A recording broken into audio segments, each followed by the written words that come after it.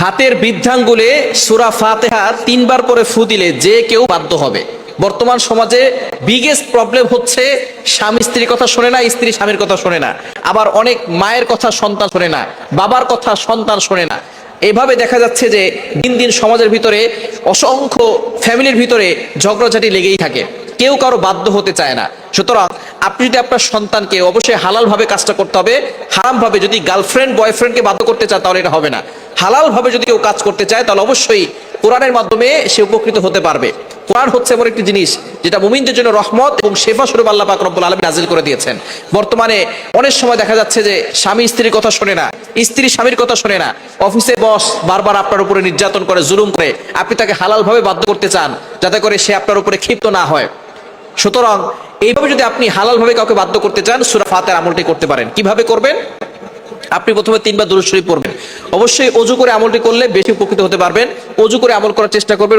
ওযু অবস্থায় থাকলে আমলগুলো তাড়াতাড়ি কবুল হয়। ওযু অবস্থায় আমল করবেন। এরপরে 3 বার দুরূদ শরীফ পড়বেন।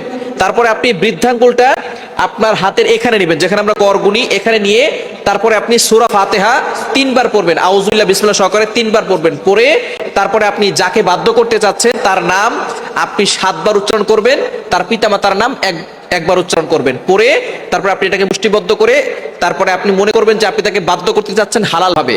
কোনো মা যদি তার সন্তানকে বাধ্য করতে চান, অথবা কোনো স্বামী যদি তার স্ত্রীকে বাধ্য করতে চান, অথবা কোনো স্ত্রী যদি তার স্বামীকে বাধ্য করতে চান, এভাবে যদি আপনি দৈনিক 2-3 বার আমল করতে পারেন, বিশেষ করে 5 ওয়াক্ত নামাজের পরে আমলটা করবেন। 3 বার সূরা ফাতিহা পড়তে বেশি সময় লাগে না। 5 ওয়াক্ত নামাজ পড়বেন, নামাজের পরে ইনশাআল্লাহ আমলটা করবেন। দেখবেন আল্লাহ পাক রব্বুল আলামিন 7 দিনের আগেই আপনার সন্তানকে, যদি সন্তানকে বাধ্য করতে চান সন্তান বাধ্য হবে, যদি স্বামীকে বাধ্য করতে চান স্বামী বাধ্য হবে, স্ত্রীকে বাধ্য করতে চান স্ত্রী বাধ্য হবে।